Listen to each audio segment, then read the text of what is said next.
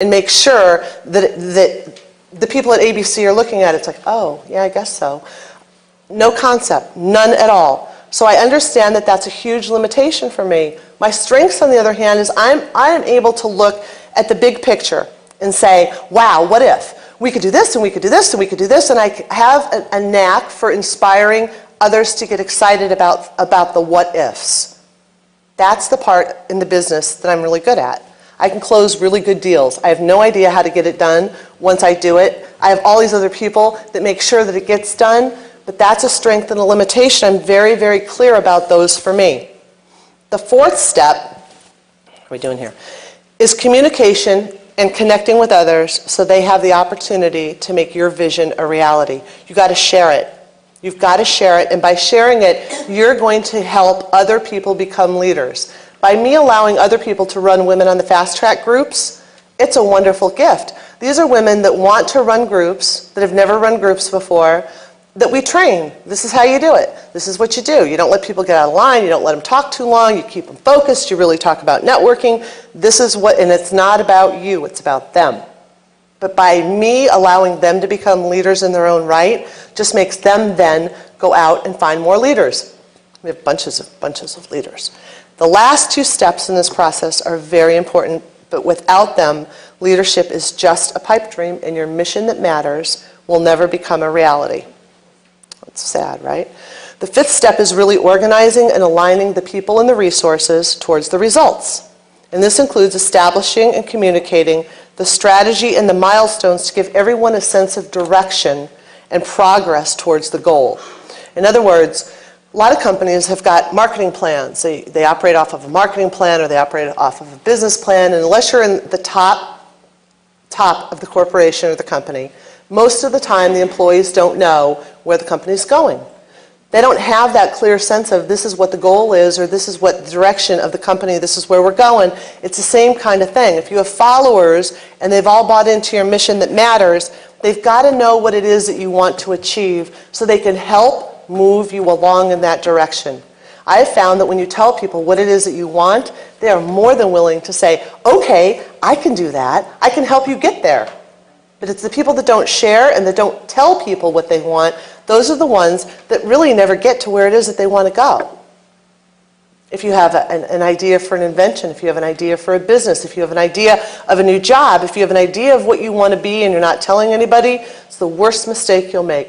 I promise you nobody's going to steal it. Nobody's going to want your job. Nobody's going to take your idea. Nobody's going to do your invention. Most people are lazy. They're just not going to do it. The sixth step is achieving the goals by being committed. It's the absolute most important. It's the glue to the success. It's the binding force that holds all the leadership qualities together and gives them the power, is being committed. Be committed to this. Work it. Do it daily. If you look around and you start at your church, at your synagogue, at your organization, at your club, whatever it is that you want to join and be committed. I don't know how many of you that are members sit on committees here. It's great to belong to an organization. It's 10 times better to be involved. The way that you become involved is to volunteer. All you have to do is say, you know what, I really want to be on the membership committee. I really want to be on the program committee. Like Andrea said, be bold, take action, just do it. You got to do it. If you're just a member, you're always just going to be sitting on the sidelines. The only way to get in and to develop your leadership qualities is to volunteer and say, I could do that. Or you know what, I'm not sure if I could do that, but I want to try it on and see if I could do it. Have you ever Googled women in leadership? Oh my God. I'll tell you how much faith the world has in you. There are hundreds, maybe thousands of sites offering programs, symposiums, conferences, summits, scholarships, workshops, funds, networks, grants, forums, blogs to post to, initiatives, communities to join, articles to read, and information just for you, just for women, about how to develop your leadership style and why developing yourself as a leader is an important thing for you to do in your community and within your job and to help you find your mission that matters. There are sites for women in business, women in religion, women in politics, women of different ethnic backgrounds, young women, old women that are getting ready to retire, women that don't want to retire, women that live in Oklahoma, women that live in New York. There are thousands of sites if you Google women in leadership. It was mind-boggling to me. There are women's leadership exchanges in New York City. There's women's leadership organizations in New York City. I don't know if they're offered here on Long Island. I'm sure that the Long Island Center is offering something with women in leadership, an ongoing program developing women leaders for Long Island. Absolutely. Big thinking and big faith. There have always been female rulers, always. I don't know if any of you know this, but some Egyptian queens are believed to have governed from around 3000 BCE, and the first to be named by sources without any doubt is a woman by the name of Kubaba, who ruled the Mesopotamian city of around 2500 BC.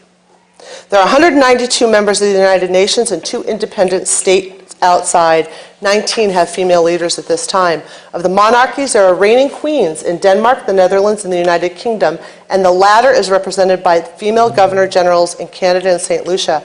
There are female presidents in Chile, Finland, Ireland, Latvia, Liberia, the Philippines, and Switzerland, and at the moment there's 6 women prime ministers in Germany, Jamaica, New Zealand, Mozambique, South Korea, and the Netherlands. And don't forget, we now have Nancy Pelosi, mother of 5, marking a milestone for women in politics. And whether you like her or not, Hillary Clinton is paving the way for women running for presidency. So talk to the leaders that you know. Talk to the people that inspire you. You are already a big thinker. You've already started a business, or you're in business, or you're working for a company. You are already a big thinker. You think big every day. There's a story about a little girl in kindergarten who's drawing this picture, and her teacher comes over and she says, "What are you drawing?" And the little girl says, "I'm drawing a picture of God."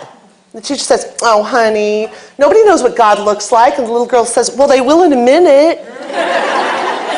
Big thinking, big faith, faith in your talents, faith in your abilities, faith in everything that you touch. Your faith in the other members at the Long Island Center makes a world of difference in how they respond to you. And your faith acts as a catalyst to their courage and success. That's a big statement. Again, I love this statement. I kind of took it. Your faith in the other members of the Long Island Center makes a world of difference in how they respond to you, because your faith acts as a catalyst to their courage and success. It takes a lot to run this organization. I don't know how many of you are new members, how many of you have been around for a while, but I've been around the Long Island Center for about 9 years. It's a lot of work. These women put in a lot of hours to make sure that your dinner's here, that your presentation is somewhat okay, that you've got, good material to look at and good drinks to drink and good food to eat on a night that feels good in a place that's nice. In between all of that, they're working on programs, and they're working on awards, and they're working on golf outings. They work really, really hard to give women a place to be on Long Island. It's huge. Help them.